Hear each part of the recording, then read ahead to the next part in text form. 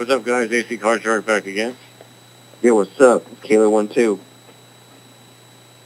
And I'm Malgas0525, otherwise known as Gamer's Vengeance. And this is our review of Borderlands, which was a very nice game. Any thoughts about it, guys? Yeah, great.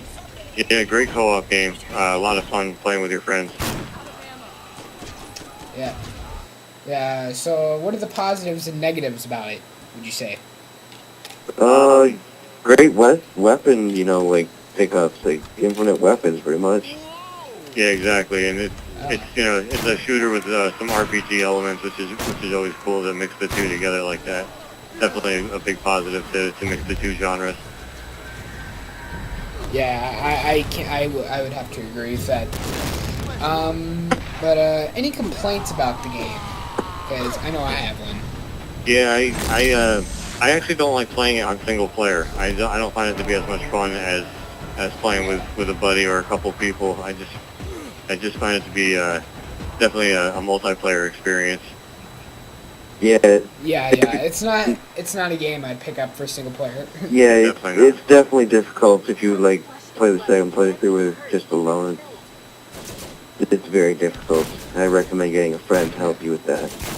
Yeah, I mean, especially. I believe. Especially when we were playing that final boss at the end, it's like, it would just have been impossible by yourself. That took us half an hour, and there was all four of us, so... Yeah, exactly. No, there was only 3 of us. So, yeah. Sorry, I'm just out of it. I'm playing on my iPod right now. Yeah, anyways, yeah, I got it. My negative was mainly just, some of the challenge in the game. It was just a little cheap at times.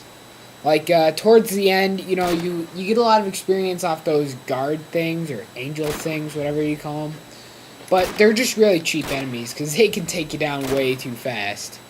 Yeah, you definitely like one or two need to get a good shield throughout the game. Yeah, shield. Yeah, I believe, Kaler is level 50, I believe. Siren? Yep. Correct? What is the trick to beating this game? Use Siren and go invisible. Yeah. For me, I played as a soldier, and ACCardShark played as a berserker, I believe. Is that what they call it? Yeah, berserker, yep. And throughout the entire time of the co-op session that we played, we were facing a lot of difficulties because we were playing on playthrough 2. It would have been worse if we were playing on playthrough 2.5, but we weren't. So, well, technically we did for like 5 minutes, but... Yeah. It was pretty impossible. Yeah. Yeah, because once you get to playthrough 2.5, enemies go level 50 and 51, so... Right. Yeah, I mean, me and ACCardShark spent at least like 5 or 6 minutes trying to kill one level 51 enemy. Yeah, pretty much, yeah. How long did that take? That even took a while after Pikeman gave me the triple rocket launcher that had 756 damage times 3. Yeah, the helix, yeah. Yeah. That really would have been useful during the boss battle. Yeah. Were you using that during the boss battle? No, I was using the Iridian weapon. What were you using? It's pretty much Iridian weapons. Why? Because they're awesome. Tell us why Iridium. No, be more specific. My Iridian shotgun's like the most powerful gun I have. So... Yeah. And you never run out of ammo either when you have those. Yeah, they're ammo-less. They just have to recharge. It just regenerates energy. Yep. That's the one downside. Yep.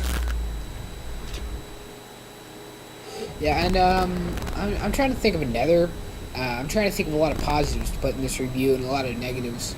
But this is really just a simple game like Ninja Gaiden 2, where you can only have one positive and one negative. But I have something positive to put into it. The DLC is great. Yeah, I have not gotten to play the DLC yet, but I heard it is very good. Yeah, I haven't had a chance to do that either. Yeah, it is great. You guys should get it as soon as possible.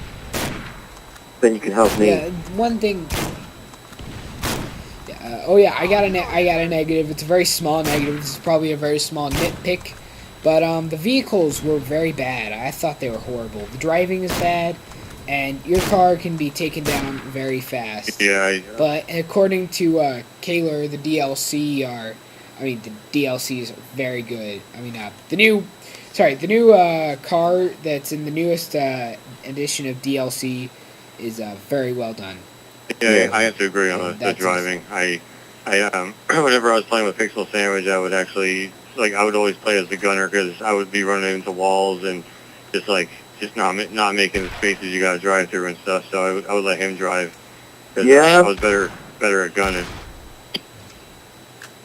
Yeah, I would have to say that. I mean, and also I'm not sure what else we should say that was really positive or negative about it. Besides, actually, the campaign was actually very entertaining while it lasted, but it's really not that long. How long is it, guys? About 10 hours, 15 hours? Yeah. Depending on how much you played, I beat the game in a day. Yeah. Yeah. This is one of those rare occasions where I will actually beat a game within the first 3 days I've owned it. Me, since I have ADD, I just cannot focus with a game. I cannot stick with it. I have ADHD. That's even worse. I can still focus with it. Oh. Well, I cannot stick with games long enough to beat them. But games like Fallout and other stuff like that, I will stick with it. I beat Donald Duck Quack Attack for the GameCube in like 3 hours. That was a fun game. I like that. Yeah. The GameCube kind of failed in my opinion, but Luigi's Haunted Mansion was pretty cool. Yeah, it had a couple of good games on it, but it was I don't know. I haven't been a Nintendo fan since the mid '80s probably. Yeah, for me, I only need one Nintendo console, and that's the 64.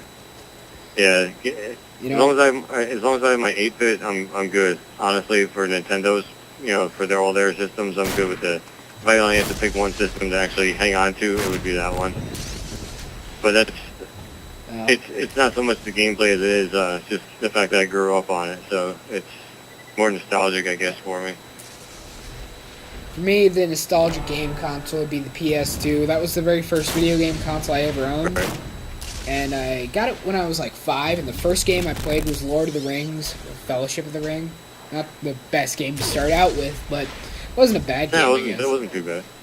Yeah, I think we're getting a lot of off topic here. Yeah, we're getting off topic.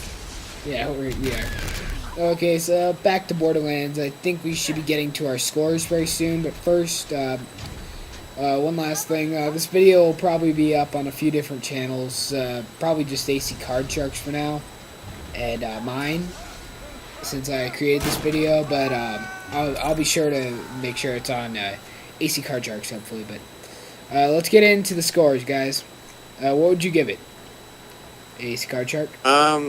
I think it deserves a solid 9. I think, and it would have been actually higher had it had a better single player campaign mode kind of thing. But I mean kind of stuff we already talked about. Had just a great variety of weapons. It had great storyline. It was a very enjoyable game. The fact that it's trying to be innovative and mix RPG with first person shooter and stuff. I think it's definitely deserves a solid 9. Yeah, I agree with that 9. This is the second time where 2 people in my review have given it a 9. Okay, well, I just gotta give a quick thing. I give it an 8.4 mainly because some of the challenge bit away from it, and I had a lot of times where people would just lag out and I'd be by myself and I could not reconnect. That's the only reason. We went way overboard here, though. Well, I think that's just your connection, because I've never had a connection problem. Yeah, okay. Okay, I'm gonna stop now.